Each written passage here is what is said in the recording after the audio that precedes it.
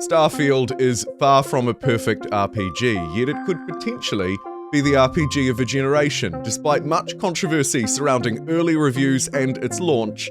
Let's jump in and take a look at this behemoth out of Bethesda and see if 25 years of IP development is really worthwhile for Starfield.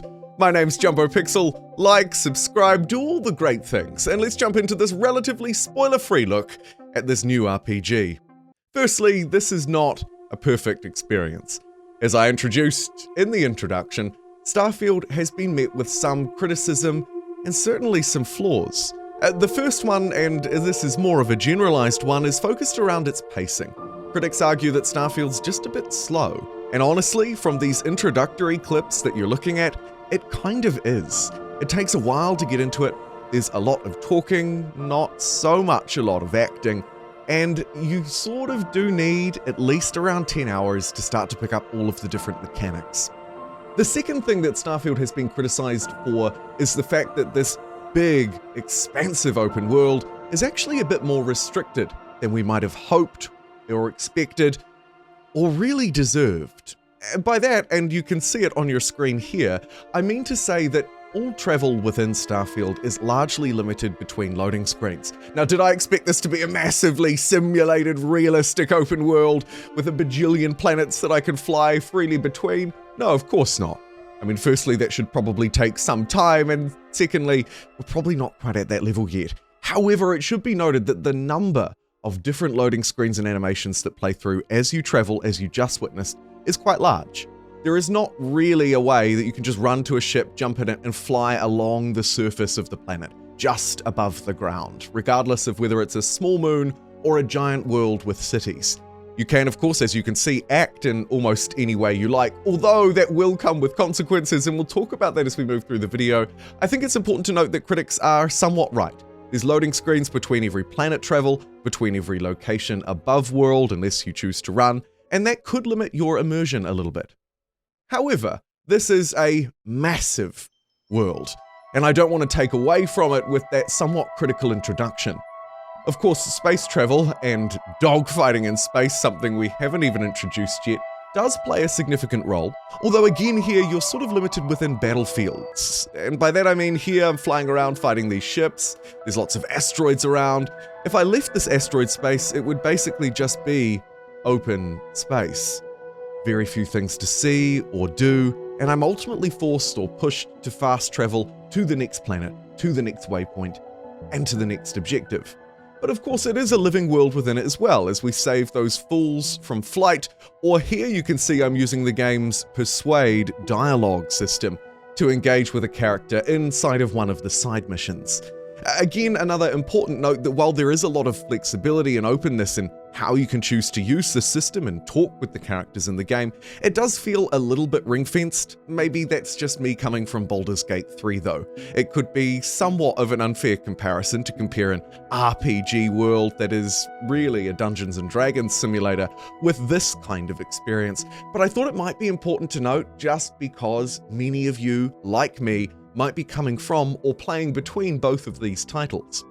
Back to the open world thing though, it really shouldn't be slept on, and I don't think that the number of loading screens that are required to say move from one planet to another, or move from one city in a world all the way over to a different system, are necessarily game-breaking, because actually they're not. I would expect them to play out in a certain extent anyway. And what they do is allow the game to open up into a much larger world. You're seeing lots of different clips of the kinds of things that you can do in this world. Be a thief, steal, pickpocket, use the game's very Bethesda-esque lock-picking system to break into those digital locks. And of course, there's a huge amount of customization. Buy or steal a ship, and then take it to a shipyard to upgrade some of its many parts that you can power up or power down as you're traveling around the world to determine just how much emphasis you want to put on each thing. And of course, as an individual, as a human, or whatever you are inside of this world, you are a human, there's a lot of crafting as well. Crafting a base, much like the Fallout experience, crafting items, picking up rare things, bringing them back to your team, or ultimately just kind of choosing how you wish to choose and tackle the missions. A more stealthy approach, kind of my thing, or maybe a more direct one.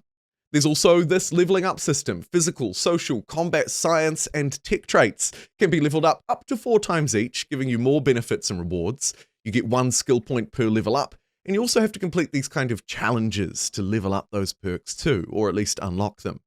And you're surrounded by a band of companions, some maybe slightly more annoying than others, but that's besides the point. They can work on your ship, one of them will follow you around, judge you, talk to you, and assist you in combat, and ultimately they help to make it feel like more of a massive world.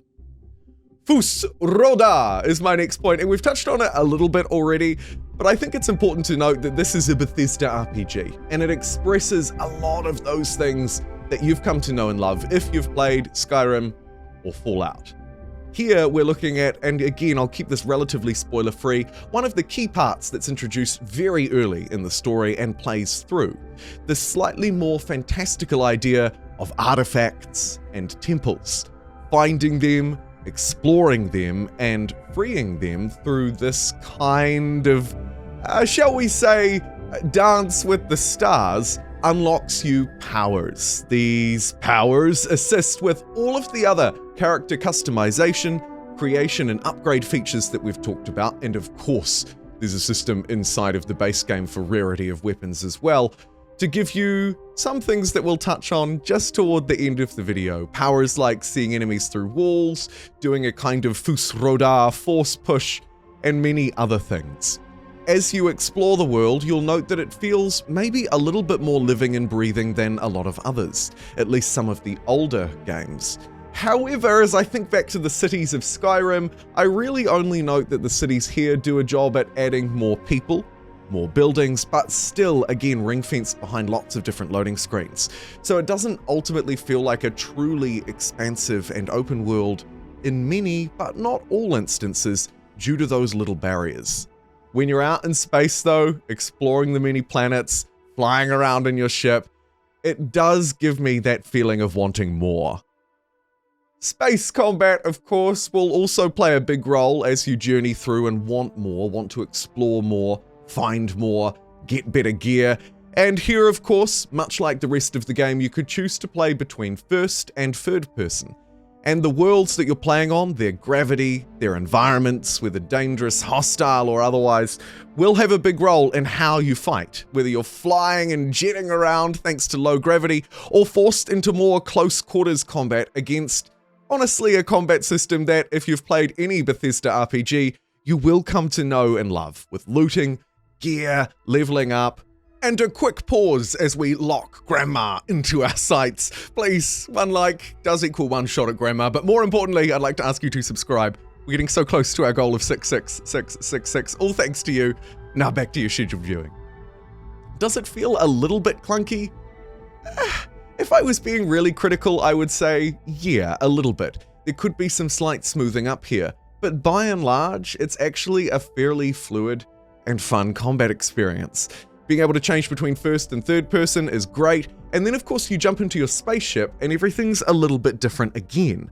The kind of gear that you leveled up has an impact. As I mentioned earlier, the power that you can see down the bottom left, choosing to put it into your shields, or your engine, or your weapons for example, has an impact on how fast you go, how you maneuver, and maybe whether you win or lose a fight. Again, they're somewhat ring-fenced within certain areas, but it's a nice change of pace from running around the world map, and I think that the game does a good job at balancing the risk and reward for both space fights and also the more manual combat, which of course will also largely take place in space. Here you can see a couple of those abilities that I was talking about earlier play out. You will have seen one before of me looking through walls, and there's a Fus Roda push. So is it worth it, and how does it perform? Well, for the record, all of the footage that you're watching was recorded in 1440p on a 27-inch screen, running a system with a GTX 3090 and one of the latest Intel 12th Gen i9 processors. So a fairly high-end system, not the best of the best. There's been a new graphics card line that's come out since. My SSD, which is running this game, is new, but honestly could use an upgrade. By and large, I found the game to perform fairly well. This is, of course, on PC. There were some areas of stuttering, particularly in the larger cities, but thanks to the way that they've sort of stage-gated the loading screens and stage-gated the planets, and somewhat restricted the free movement with spaceships, at least on the planet's surface, I think that they've kept it performing pretty well. It does stutter a bit though, and on any sort of mid-range or low-range system, I'm honestly not quite sure how that would play out. Thankfully, it also released on Xbox. Sorry, PlayStation friends, but releasing on Xbox also means that it was part of Game Pass, and I think that this is, without a doubt, one of the best games that will come to Game Pass. If you're paying virtually nothing for this, as I stand off against this pirate, this is easily one of the best games that you'll pick up in that service. Is it worth a buy for you? Well, I think if you like RPGs, especially Bethesda ones, you'll fit right at home here. This game isn't so broken or glitchy, unlike many of the other Bethesda titles at launch, and while its story could be a little bit slow to gear into, by the time you pick up all of the different mechanics, stories, and worlds in the game, I think it's a very enjoyable RPG. Of course, it's not alone, with Baldur's Gate 3 having recently released on PS5, coming out on Xbox, and taking PC by storm, and I suppose Cyberpunk's new DLC, allegedly providing that game with a whole load of upgrades that it was missing from the start, does potentially mean it's a little bit of a crowded space. For me, Starfield is a really enjoyable experience, and if you like RPG games, I think you'll enjoy it too. Thanks for watching, I'll see you next time.